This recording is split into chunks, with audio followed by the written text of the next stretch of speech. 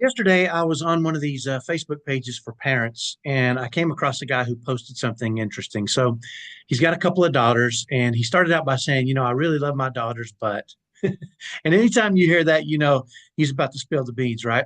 And he started talking about how, every night or every day things go pretty good. And then when it's time to go to bed, his daughters revolt. And he said, when are they going to learn? And it just cracked me up because I think what happens is we as parents get into patterns and our kids get into patterns. There's very few kids that just go to bed. They don't, just like to say, okay, mommy and daddy, I'll just go to bed. So the expectations for somebody to say, when are they going to learn, were pretty interesting to me. And it got me to thinking about patterns in our lives, how our lives are kind of ruled by patterns. And let me give you a couple of examples.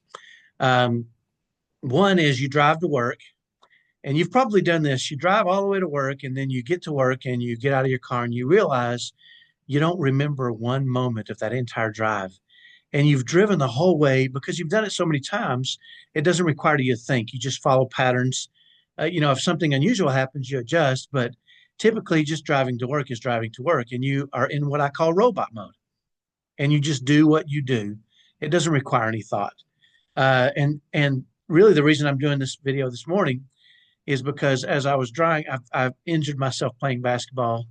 My left leg is a little twisted and I can't really put a lot of weight on it. And so as I was finishing up my shower this morning, I realized that I have a pattern to how I dry my body.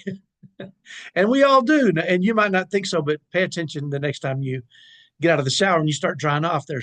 You start here, you move here. You want to make sure you hit every spot, right? To get everything dry with your towel. And it reminded me of those patterns. So here's the problem when it comes to our kids. Our kids have patterns. For instance, everything goes well, and then it's time to go to bed. And the kids have patterns. They start to revolt. They don't want to go to bed. And it's understandable. They're kids.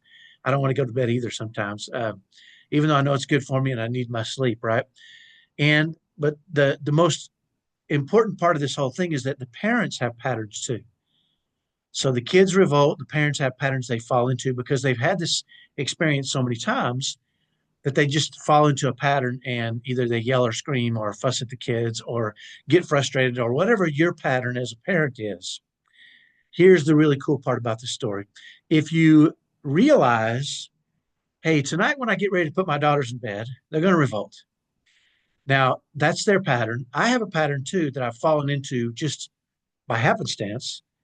So I'm going to create a new strategy tonight. So when my daughters do this, I'm going to do this. And when my daughters do this, I'm going to do this. And if you can start and create a new strategy based on dealing with your kids in a spirit of love. So no matter what, you don't get to scream, you don't get to yell, you don't get to frustrated. You have to approach it in a spirit of love, no matter what they do. And what's really cool is that when you start to change your patterns, your kids will start to change their patterns. And I'm not going to get into too much detail here, but I want you to watch yourself when things start to go wrong with your kids or when your kids are challenging or when they do things you don't want them to do. Do you fall into a pattern? And most of us do. We've defaulted into these patterns and we do the same things every time they do the same things. And then we wonder, when are they going to learn?